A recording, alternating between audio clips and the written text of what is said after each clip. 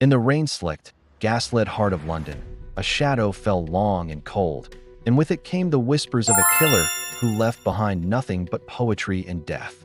The city was on a knife's edge. A string of murders, each one a macabre masterpiece of precision, had stumped Scotland Yard for months. The victims were disparate, with no discernible connection. A wealthy shipping magnate found in his Canary Wharf penthouse, a celebrated theater actress discovered in her dressing room, a disgruntled politician slumped over his desk in Westminster. The crime scenes were clinically clean, devoid of fingerprints, fibers, or any trace of a struggle. They were perfect, unsolvable, and utterly terrifying. The only calling card, the single, chilling clue left at each scene, was a single, carefully torn page from a book. Always the same book. A rare, first edition copy of the Somnolent Verses, a collection of obscure Elizabethan poetry. Leading the investigation was Detective Inspector Henry, a man whose quiet intensity was as renowned as his sharp, analytical mind. Henry was a veteran of London's darkest corners, a blackmail officer who had navigated the city's complex social strata with a calm and unwavering resolve. But this case was different. It felt personal, like a direct challenge to his intellect. The killer was not just committing murder, they were curating it, turning death into a form of dark art. The pages left behind were not random. They were chosen with deliberate care, the verses on each page seemingly mocking the circumstances of the victim's demise. Frustrated by the lack of physical evidence, Henry knew the key lay within the pages of the Somnolent Verses. The book was exceptionally rare, with only a handful of copies known to exist in the world. His investigation inevitably led him to the hushed, hallowed halls of the British Library, and to a woman who would become the linchpin of his case, a quiet, unassuming senior librarian named Alara.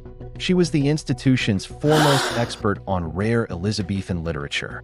With her spectacles perched on her nose, her mousy brown hair always in a neat bun, and a perpetually serene smile, Alara was the antithesis of the brutal crimes Henry was investigating.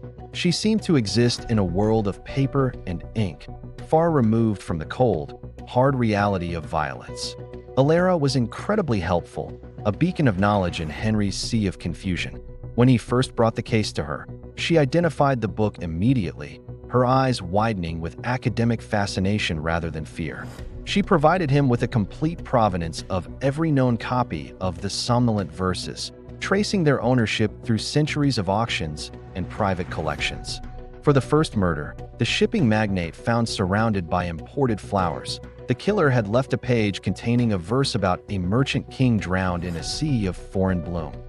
Alara explained the poem's allegorical roots, its critique of greed and colonial expansion, offering Henry a potential motive.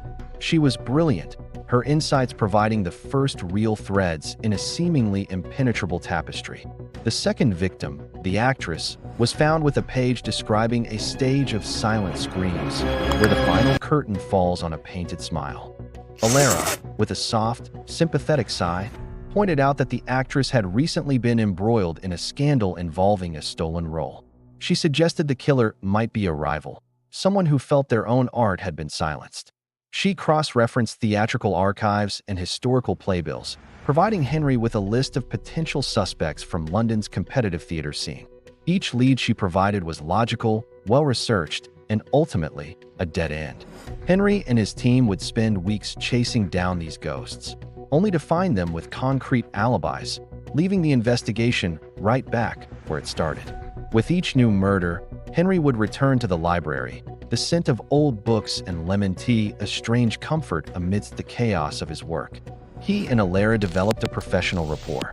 He would describe the grim details of the crime scene, and she would dissect the corresponding poem with scholarly precision. She was his confidant, his unofficial consultant. He found himself admiring her mind, the way she could connect disparate pieces of information, a skill not unlike his own. But it was during the investigation of the third murder, the politician, that the first seed of suspicion was planted, a tiny, almost imperceptible crack in Alara's placid facade. The politician had been poisoned, a subtle and untraceable toxin that mimicked a heart attack. The press had reported the death as natural causes, a detail Henry's team had deliberately withheld to avoid copycats, and to keep their investigation under wraps. The page left at the scene spoke of a tongue that lies, silenced by a viper's kiss in a gilded cup. When Henry met with Alara, he described the scene in broad strokes, omitting the specific cause of death. He simply said the politician was found dead at his desk. Alara listened intently, her fingers steepled. "A viper's kiss," she murmured, tapping the transcribed verse. "How fitting. A poison, then? Something ingested, perhaps from his evening tea. It's the only way to silence such a powerful voice so quietly." Henry froze. The air in the quiet reading room suddenly felt thick, charged. How could she know? He hadn't mentioned poison. He hadn't even hinted at it. When he cautiously pressed her, she simply smiled and explained it away with flawless logic. "It's in the text, Inspector," she said softly, her voice as smooth as parchment.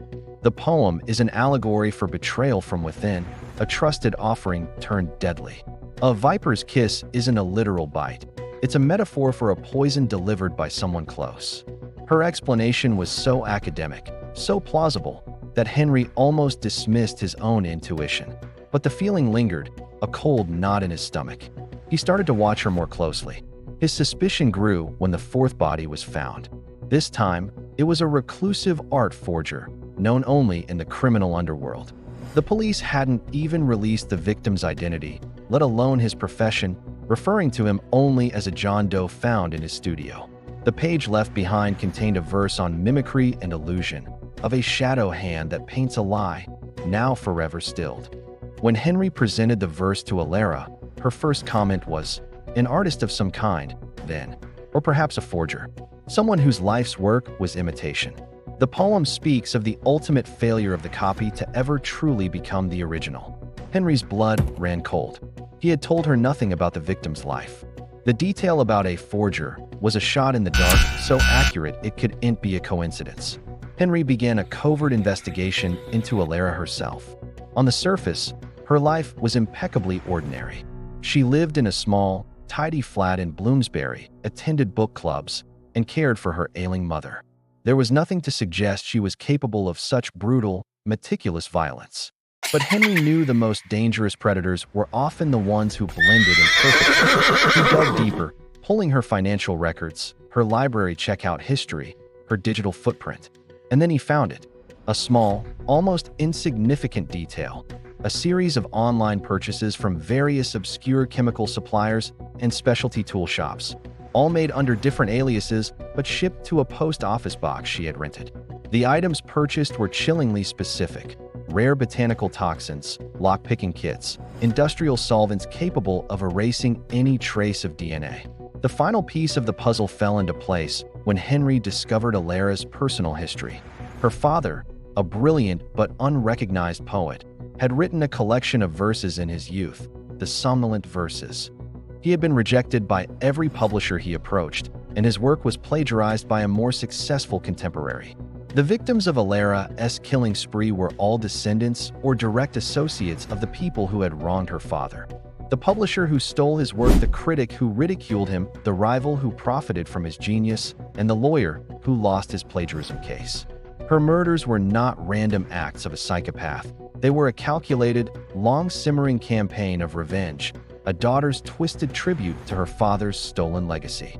The book she used wasn't just a copy. It was her father's original, hand-bound manuscript, the one he had cherished until his death in obscurity and despair. The arrest was as quiet and unnerving as Alara herself.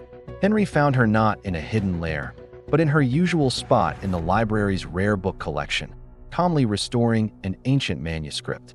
She looked up as he and his team approached, her expression not of surprise or fear, but of serene finality, as if she had been expecting him. "You were always my most astute reader, Inspector," she said, her voice barely a whisper in the silent hall. As they cuffed her, her eyes drifted to the manuscript on her desk. "Art must be protected," she stated calmly, "and debts must be paid." In her flat, they found her father's manuscript, with exactly 4 pages missing. She had been the perfect killer, hiding in plain sight, using her intellect not just to aid the investigation, but to masterfully orchestrate and misdirect it, turning the detective himself into a pawn in her final, tragic performance. Thank you for watching. Like, share, and subscribe for more mind-bending mysteries.